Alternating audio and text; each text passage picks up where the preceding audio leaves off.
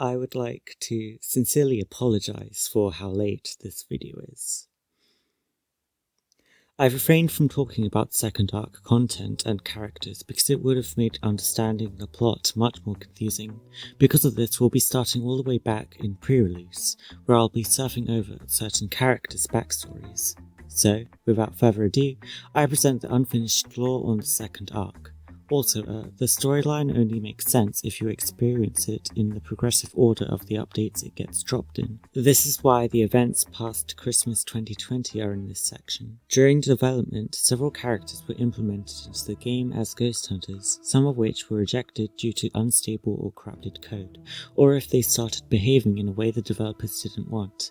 These forgotten NPCs were locked away in the Remnant Zone and the Back Door, which were the developers' testing worlds for the Ghost World and main hub. They are often referred to as the Remnants and are who Makimon talked about in her Void questline. Riley was not a Remnant, but she did nearly glitch out Gabe, so she was put in the test world. You may have noticed I did not talk about Gab 3 or Billy in the subplot section. While their lore isn't confirmed and the following is only speculation, I thought it was worth it to bundle it up with Riley's second arc lore. One theory on Gab 3's origins is that he is the original NPC, a testing NPC that the developers used in order to implement the other characters. He isn't an actual entity, just a dummy. Another theory on his origins is that he is the glitched out version of Gabe that Riley caused, and he's been isolated in the Back Door like Riley. A theory for Billy's origins, who is actually Jesse's cousin, is that he became glitched out too, the cause of which would be uncertain. Because he glitched out, he was moved to the Back Door in order to be fixed like Riley. Several characters talk about Billy as if he lives in his own daydreaming world, which is slightly true, as he did name all of his cows Bessie. Moving on to the Rift project, there was another Area 51 scientist who was friends with Blaze and Leo called Archie, or Archimedes. Archie is a somewhat small but well-liked technician who didn't fall into the Ghost World portal like the other scientists. Instead, they fled Area 51 and found refuge in a hidden cave at the beach, hiding from the developers so that they wouldn't be deleted, erased, or fixed. During this ordeal, they found another character named Morgan. Morgan is a shaky, kind and oddly spiritual character. He is a rejected NPC who has been on the run from the developers trying to evade being erased or fixed like Archie. The two became each other's souls for the time being, each helping the other to stay safe, where Archie made him a Volpine mask that makes him undetectable to the normal eye. An attachment grew between each other, resulting in a relationship between the two. This is the second canon relationship in Ghost Simulator. Another character who I did not mention was Hikari Yamada, or just Hikaru, the cousin of Yoko and Rowan. I could make a video explaining my adoration for this character, but to keep it simple, Hikari argued with her cousins to stop them from risking their lives in the Rift project because she believed Blaze was selfish for spending so much on only Shelley. During the Rift accident, she was in the vicinity of the portal, at a radius that just so happened to erase her from existence, putting her into a different plane of reality. Hikari became only the passion and emotion of players, similar to the situation Victoria was in during the 2019 Halloween event. She got to see the player going through the game, figuring out who the developers were, and so on. Hikari was still recovering from being like this, and attempts to follow the player into the Ghost World portal. However, when she is just barely able to get to the other side, she arrives in the Remnant Zone instead, where the locked remnants resided. While she couldn't talk to them, they could talk to her, trying to get her to save them from a prison, reaching out for freedom. Hikari is able to go back to the main hub and gain enough strength to follow the player throughout the world. Speaking of the worlds and the remnants, remember when the agents breached into the Back Door, and how there were remnants trapped in the testing worlds? Yeah, this caused some of the remnants to escape.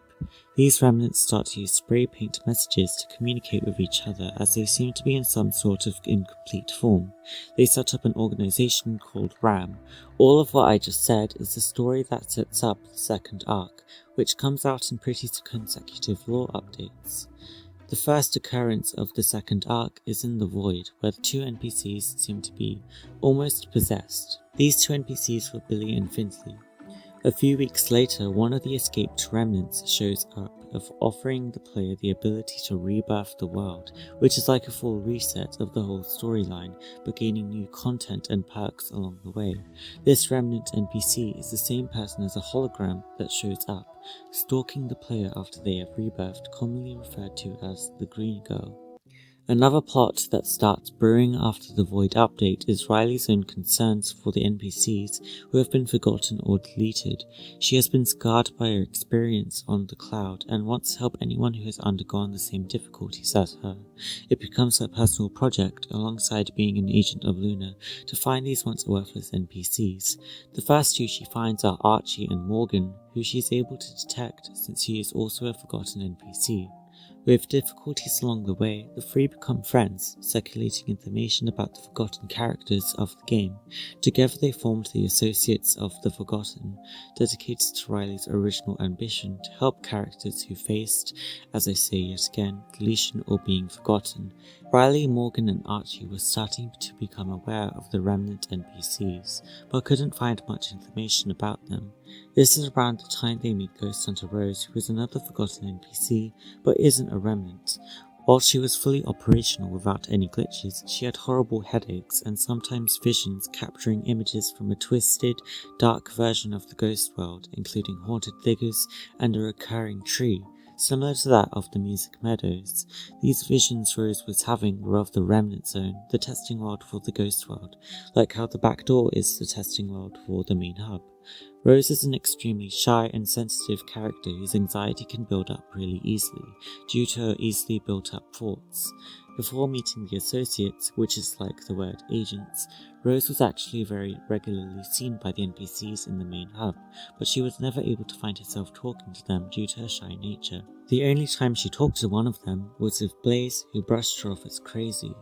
Riley suggested to Rose that she could pour her anxiety and thoughts into art as a way to put off stress, which in turn led her to draw her visions, so that they could be observed.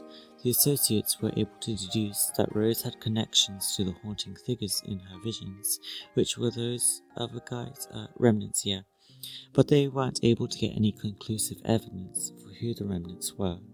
Riley enlisted her old friends, Gabe and Hans, to create a new variant of gum called Remnant Gum, which lets the user look at remnant data and things that they have left behind. Okay, this is getting a bit much. All it's about forgotten NPCs, remnants, visions, like what? So, Riley decides to be a hero. She sets up the Associates of the Forgotten with Archie and Morgan, finds Rose, who had visions of remnants, and they don't really know who remnants are yet. That's incredibly simplified. In any case, we're having an intermission in the form of an event. This is the 2021 spring event, not to be confused with Easter. Faye Yoshida, one mascot for Roblox's Metaverse event, decided to open up a portal to the world the developers had once originally. This place, home to the Forest Adventurers Guild, became infested with ghosts, who were being commanded by the Meep Megaboss. One of Bo's old generals, Adventurer Mia, who was newly recruited, had to face the situation head-on. The Egg Hunters have come to aid Mia because it's their annually slotted event time. While Cullen, Lily and Stella didn't arrive, who are all characters I'm sure you do not remember, Reed, Ella and a new Egg Hunter named Tonya does. Tonya shows up in the ghost world. She is a ghost helper from another dimension who wants to save the ghosts by vacuuming them and returning them home. It's pretty much the same principle as getting rid of them. Meanwhile, Reed in the main hub explains that the other adventurers had sealed Meep and the player needed to defeat it. Remember Ella?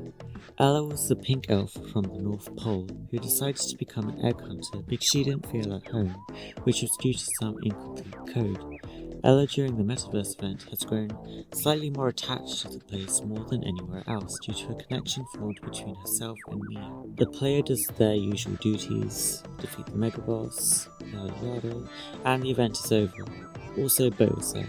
Bo, alongside his usual time travel complications, has come to quell the chaos caused by Meep by preparing a meal for it. During his questline, he makes several remarks about the metaverse world itself and how anomalous it was compared to the likes of the main hub or the ghost world. Just look at these textures. Bo talks about the world as if it was unfinished or from a different game. Makimon suggests to the players that the metaverse world was never originally intended for an event. It had an original purpose. Check out the theories document in the description for more. Back to Ella. After the spring event, Morgan kidnaps, or rather finds and takes Ella to the Associates of the Forgotten, who have been losing their minds studying signals from the remnants. Except, some of these signals weren't really remnant NPCs. A lot of the time, the Associates have been tracking Ella, as she leaves trails behind when she world hops. Ella joins the organization after their usual experiments and testing, as she wanted to find a new home, especially since the portal to the metaverse was now closed and she had no access to being with Mia anymore. This new home makes her finally feel comfortable and happy, as she finally breaks down her walls to Riley. It's been a while since the player has really done anything ever since rebirthing. They've checked in at a clothing shop, they've experienced the metaverse event. Now what? After an extremely difficult pet hunter puzzle, the player gets access to a cave on the beach, which was the home to Associate Archie. The Associates have done their fair bit of research on the player, so they accept their assistance during a new questline. The main goal this organization had was to figure out who the remnants are and what they were doing. Archie was focused on that particular green girl hologram that pops up across the first 3 worlds. Keep in mind this is the same person as the Rebirth NPC in the Void. After several moments of distrust and backstory dialogue, the player is sent out to investigate the green girl. They return with either a jester hat or mask clothing accessory, alongside a little insight as to who the green girl was. First, they disappear. Then they smile and disappear.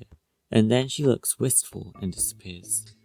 Afterward, Archie comes to a conclusion that the remnants and Green Girl are parts of the original Ghost Simulator, and they are somehow trapped. He empathizes with their position as it mirrors his own being locked in the cave, hiding away from the developers.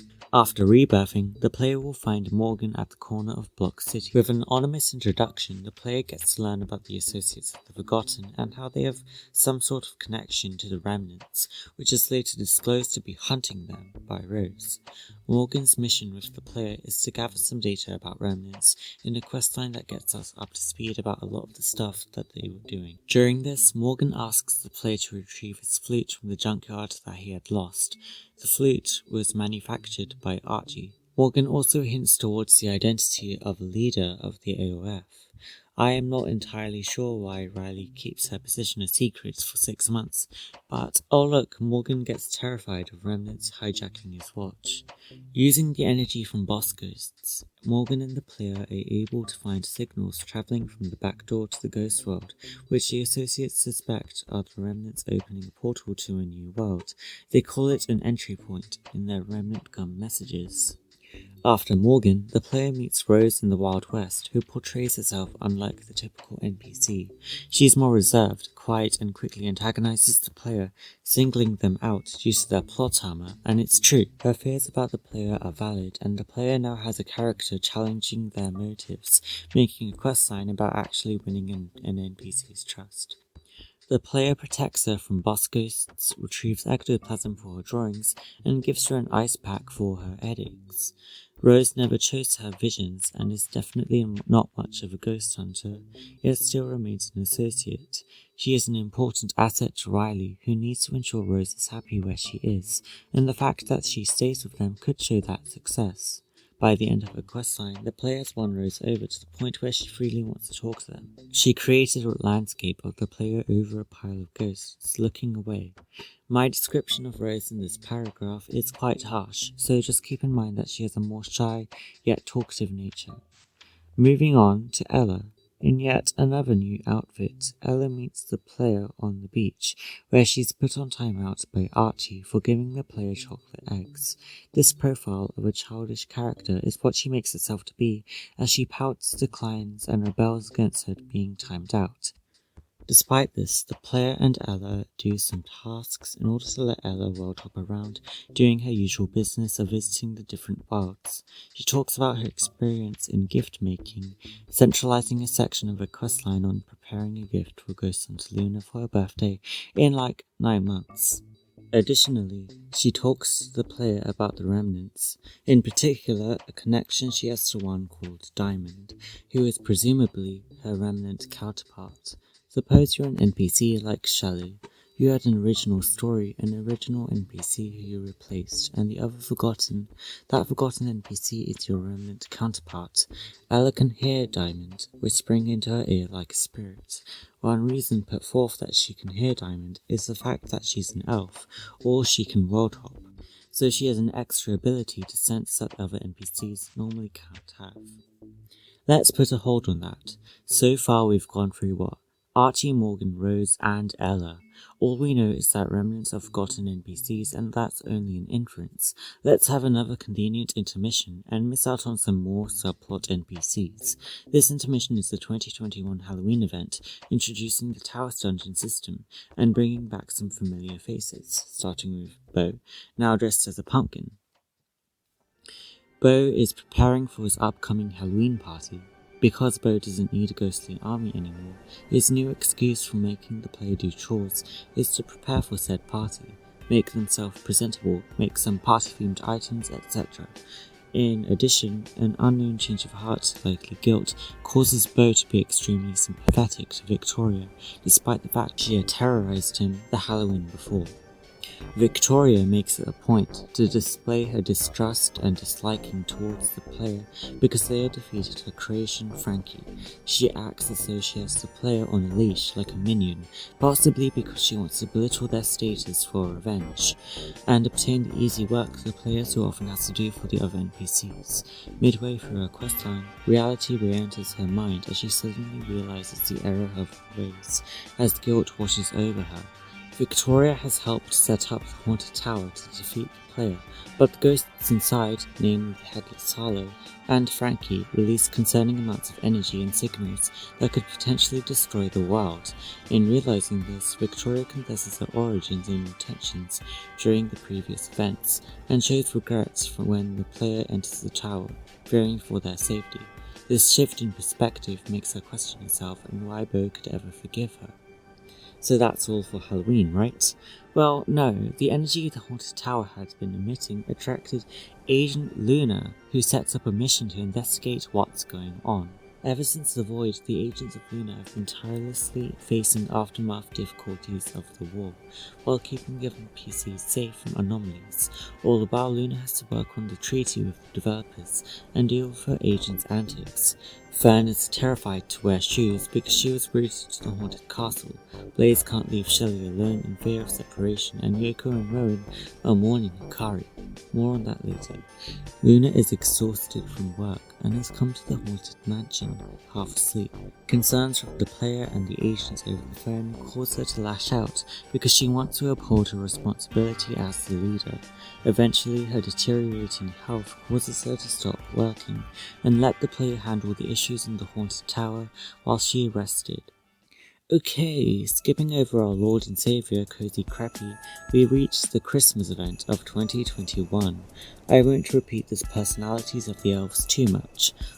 Fluffy is the spring megaboss, yet wasn't able to hold an Easter event for 2021, so he throws a tantrum and merges Easterland with the North Pole, with unexplained powers that could break down the walls of the events. Bo, as a reindeer, tries to investigate this occurrence, but not much was cleared as to how Fluffy invaded the North Pole. With the elves in panic, they decide to sneak the player into Fluffy's lair by encasing them in an egg. Head Elf in particular is undergoing so much stress because of the chaos from the past 3 Christmases. Ella comes along to help the elves by training the player before getting them into the lair. Actually no, that's a lie. Fluffy had teamed up with the Timber Scrooge, the Nutcracker, and Meep to form a Christmas tower. When Ella approaches the tower to try and talk it out with Fluffy, she is thrown outside, giving the player approval to take it down. After saving Christmas, we now move on to Sophie. No, Riley appears for a 2-week extension of the event at the frozen lake. She was sent to the North Pole by the other agents to fetch data about the Christmas Tower. In addition to her work as an agent, she had actually been called upon by Ella. Keep in mind she is the leader of the Associates of the Forgotten and hasn't revealed her position to the player as of yet, occasionally slipping Archie and Morgan's names. During her questline, she expresses her concerns with the other agents, as conforming to sentience is pretty hard for video game characters. Riley has been feeling empty ever since her time in the back door and was getting a chance to interact with the player. Now that the events are done, it's time to talk about a new subplot between Fern and Leo. In the future, Fern and Leo grow attached to each other while working due to common interests. It is unknown where this places Leo's affection toward Luna. When they've grown old and have possibly married, Leo starts fiddling around with a new portal he created by fiddling around with the oddities of the world, which the two conduct tests on. When they sent a book in the portal, it came back with crumbs indicating some sort of life form on the other side. Eventually they take a leap of faith, entering the portal, where they find wispy entities that hiss and echo creepy sounds at them. The entities separate Leo and Fern at the end. There they are transported back in time to the world they once knew. Except something was different. None of the NPCs are able to see, interact, or hear them, as if they reside in a different plane of reality or dimension. Leo takes the title of Gramps in the junkyard, while Fern takes the title of Gran in Area 51. It is speculated Leo opened a portal to the Remnant Zone, the testing world for the Ghost World, and the pair rebirthed. However, I shouldn't say no one could interact with them. An NPC who could interact with them, or at least see them, was Hikari, who also couldn't be interacted with.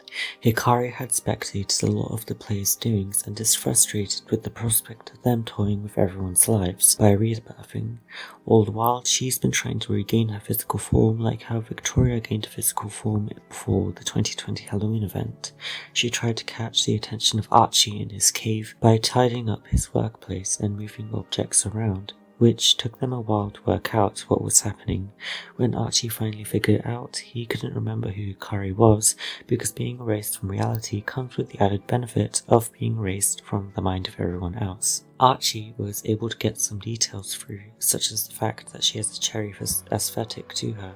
Her new nickname, because she couldn't effectively communicate with Archie about it, was Cherry Girl, which disappointed Hikari greatly because she had been diminished because of her situation. Well, almost diminished. Ella could see Hikari. Perhaps this is because of her world-hopping abilities or the fact that she's an elf. To confirm the existence of Hikari to Archie, the Associates started their investigations on Hikari in order to try to give her a physical body and save her from being erased. Riley enlisted Leo to help the Associates save Hikari. By doing so, Leo was told about the Associates of the Forgotten's existence and what Riley had been doing behind the scenes. When Leo tells Luna about this, she reduces the number of missions Riley had, as she wants to let Riley focus on her own group. Callous and understanding from leader to leader, Luna knows the stress of it all. Leo ported Hikari in, letting Archie's memories flourish as they remember her name. However, Hikari didn't take lightly to being resurrected. What is Riley doing? Is she extorting information from me? Am I helpless? Will I go back? All examples of what Hikari was thinking. This mindset is a victim from her experience with Yoko and Rowan, who ignored her concerns about the Rift project to follow their own ideas. Riley was heartbroken because her goal from the very start was to help the Forgotten NPCs. She wanted to prove her intentions to Hikari, but how?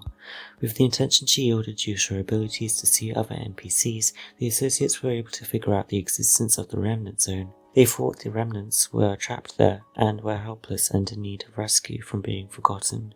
To prove to Hikari her intentions, Riley would save the forgotten NPCs in the Remnant Zone. Hikari would join the Associates of the Forgotten, the last member as of yet, and in turn she got to meet the player and express her frustrations with rebirthing. Like Rose, we have an NPC challenging the status of the player, but this time it's about the choices the player themselves has made and acted upon. They've looped the world over and over without a care for the NPCs. Her questline in the volcano consists of gathering more data from the ghosts for Riley, likely to power the new portal to the Remnant Zone, as well as throwing a ton of shade. The player is manipulative. Riley is untrustworthy, ghost hunting is pointless, a callback to how they don't have bad intentions, they're more neutral. Hikari talks about her experiences with Yoko and Rowan to the player, their argument prior to the rift accident, the guilt she had felt thereafter. At the end of her questline, the player fetches a necklace that the trio used to wear as a symbol of their union, and a note left for Hikari by Yoko and Rowan when they were mourning her in Block City. By the end, Hikari has come to terms with the player. While she won't necessarily like them, their goals align and she'll be appreciative of the efforts the player goes to for their tasks. Okay, moving on, finally, to the last event I will be talking about, the party event. In honor of the Ghost Simulator 100th update, the NPCs and the developers set up a small room consisting of a ton of fan art to celebrate all the achievements they've all had. Shelley gives the player a key to this room located in the sewer gates between Block City and the forest. Like in The Void, each NPC gets one quest with the player and drops some slice of life exposition. Starting with the developers, VXC is writing apology letters to the NPCs to continue amending relations to satisfy his guilt. DD1147 is commemorating moments from the past, getting a rematch with the player at the Bloxbite HQ. Coven K is socializing with the NPCs, getting to dance with the Gatekeeper and groove to music with Jax. Goro7 is appreciating the peace that has blessed Ghost Simulator for so long, while Makimon is trying to enjoy these celebrations. But both of them notice some weird code that's been appearing out of nowhere. On a more pleasant note, let's look at the others. Finley gets to talk about Atlantis and his ships that he's crashed. Jesse's enjoying the fun by looking out for Adam and giving gifts to some of the other participants. Adam, in the meantime, is meeting two of the associates, Archie and Morgan, who have both come to the party. Morgan was put in as Bovin's NPC, but it is Morgan.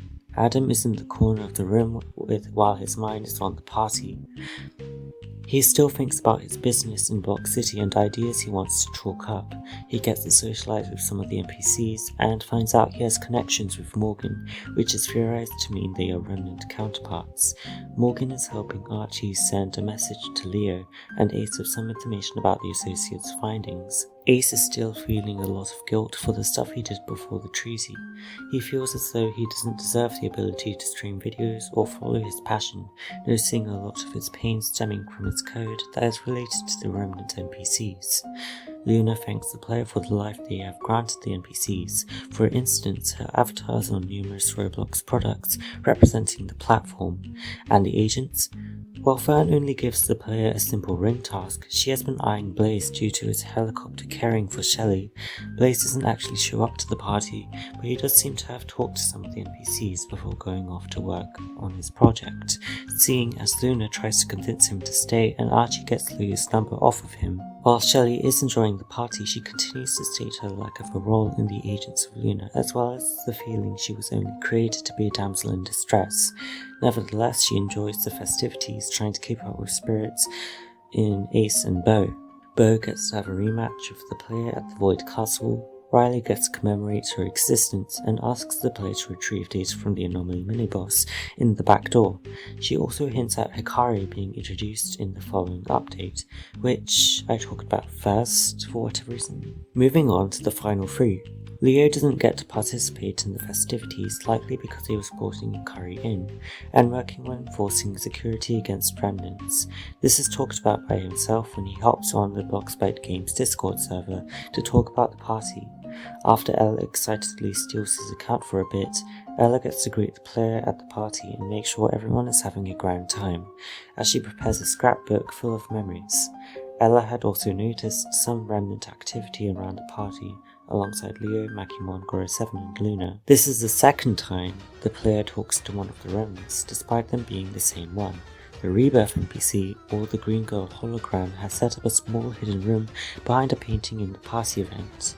Despite having the ability to hack straight into the event, however, she doesn't wreak havoc. She respects the milestone Ghost Simulator has reached and only comes to take the player on a little adventure to the Void in order to prove her identity as the Rebirth NPC. So, the party event, a bundle of subtext housing grief, regret and thankfulness for the peace bestowed upon our characters. Happy 100 updates. So, what has the second arc done so far? Forgotten NPCs are trying to reach out to a group of associates in order to gain freedom from some sort of incomplete form. These associates are recovering from a battle between the developers of their game and some rebellious NPCs, one of which is their leader, Riley. Riley has staged for a new portal opening in the Ghost World to the Remnant Zone in order to save these NPCs, in order to prove her intentions to Hikari, in order to find the visions Rose is having, in order to find the person whispering at Ella named Diamond. And finally, the player gets to meet Riley as the leader of the Associates of the Forgotten. Riley talks about her position as the leader and how the group formed over time, from when she was uploaded into the cloud to saving Hikari. She gets to express her concerns against the developers as she can never truly forget the trauma of being deleted, all the while having the player gather resources in order to power the portal, with the help of Leo of course. Riley has set up a corkboard of different facts the Associates have been able to gather about the remnants on the Ghostly Islands, some of which include the spray-painted messages they use to communicate with each other, which can only be seen with Hans and Gabe's new remnant gun. When taking a closer inspection on them, we can see that one of the NPCs that the player has known and interacted with is a traitor that is communicating with the remnant NPCs. This takes Riley into a moral dilemma. Why would there be a traitor if the remnants are good-natured? What will the remnants do once they're set free? These thoughts and a list of others have to be pushed aside, however, as Riley follows in her philosophy that the Forgotten need to be saved. And that's the end. Or rather, the last part of lore I'll be talking about. A lot of what I've said in the series is heavy speculation or outright incorrect because it's my own take on what has been made. This lore is all before entering the Remnant Zone, discounting Ghost Hunter Cheshire and the 2020X Easter event. I don't want to talk about NPCs if we possibly don't have a full picture on who they are yet, and the 2022 Easter event could coincide with future plots. Nevertheless, I thank you for watching. I wrote into the script that I'd say bye sisters for the last thing I want to say for this video, but that's a bit cringe, so I'll say bye bye.